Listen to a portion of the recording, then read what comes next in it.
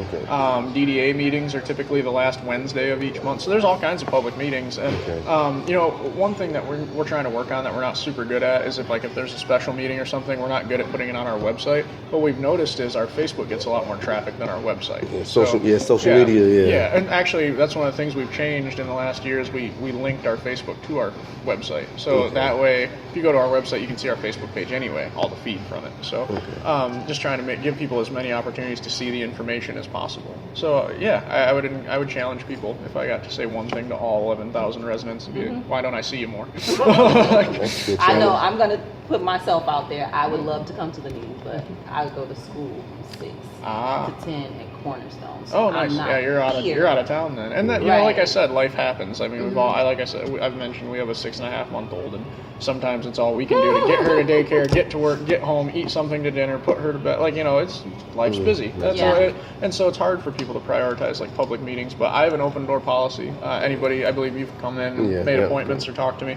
and if I'm available, I'll talk to you. Even if I'm not, you can make an appointment with Jessie Franklin, my basically right-hand assistant, and she'd be happy to make an appointment for people to talk about really any city issues. So I've got people that come in with complaints. I've got people that come in with ideas. I've got people that come in because they want to be supportive and get involved. A lot of that stuff, people do come in and ask, and I want to continue to promote that. So I want people to be informed. Yeah, how do people get in contact with you? Yep, so you call my office at 231-733-8870, or I have a city email. It's Eckholm, so JECKHOLM at cityofmuskegonheights.org.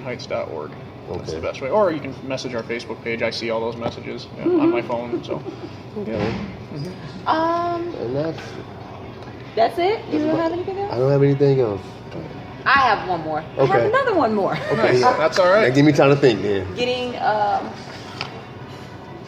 the citizens involved. If they wanted to adopt a block or adopt a park or something like that, who would they need to see? What would they need to do? I'm glad you bring that up. So one of the things we're working on, I got on those, the large number of lots we've got. One of the short-term solutions that we see, short-middle term, is a comprehensive adopt-a-lot program. So we've kind of written this pilot for it, saying, okay, the City of Muskegon Heights has this one overarching landscaping contract with one or more landscaping companies.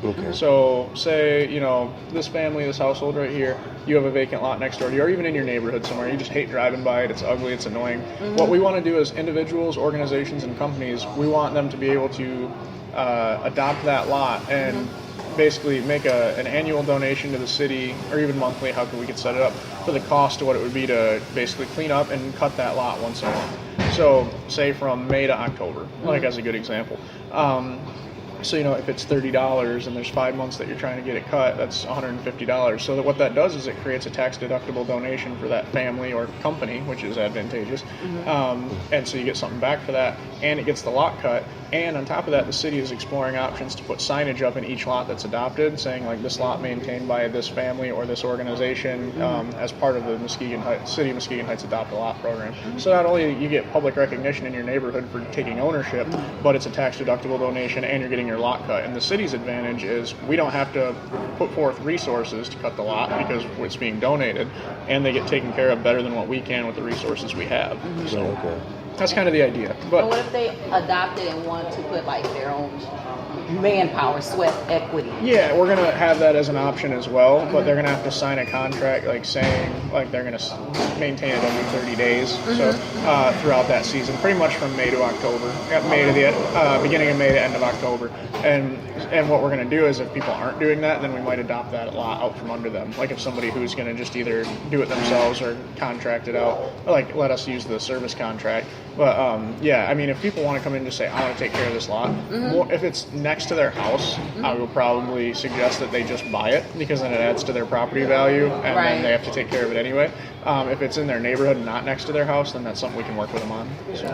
What about as far as the middle part of across from Rowan Park, right there on Broadway, between the old Flamingos? The pocket park? Yeah, right there. The little pocket park.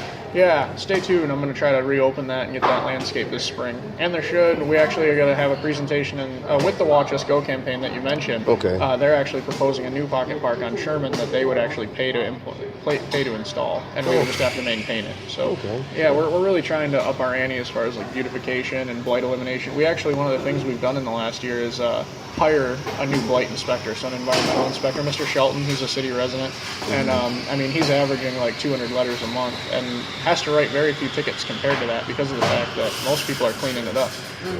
One that's been a pet peeve of mine since I started, if you're driving into the city eastbound on Sherman, so you're coming off Seaway, the first building past like Value City Furniture, or yeah, it used to be Value City Furniture, but now it's and like there was this building that had this big like it's a little brick building, and it had a garage door on it, and it had a red wall, and it had some graffiti on it, and it was always bugging me like every single day on the right hand side. And so we sent that guy, like that owner, a letter saying, hey, you know, this is outside of the realm of this ordinance, you need to paint your building. And he painted it within like a week. A lot of times it's just telling people, and a lot of people are like, oh yeah, I probably do need to take care of that. Or if like people have junk in their backyard, like, yeah, I really need to get out there and do that. We don't really want to ticket people. Like, people think we make money on tickets. We really make the average civil infraction, we probably net about $10. Like it's you know, because we've got to go to court, and we have to pay the people to go to court, and sometimes we have to pay our attorney, and the court actually takes most of that ticket money. So you know, it's a common misconception. But the blight cleanup is huge, and I think the parks are included in that. So I think you'll see a lot of activity in those pocket parks coming up in the spring. Okay. Good for me. I'm done this time. Good. Really. Okay. Thank you so much. Yeah, thanks for taking the time, guys. All right, Appreciate you coming on. I'm Kaiser Kabir, React Radio. You can find me on Facebook under the same name, Kaiser Kabir. Instagram K_Mac231.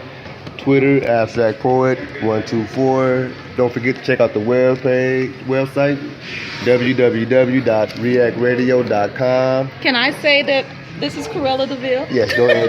Go ahead, Corella DeVille. Okay. And don't forget the Facebook page, reactradio.com. And React is WRIACK radio.com. Thank you, Jake, and everybody else for listening, you guys.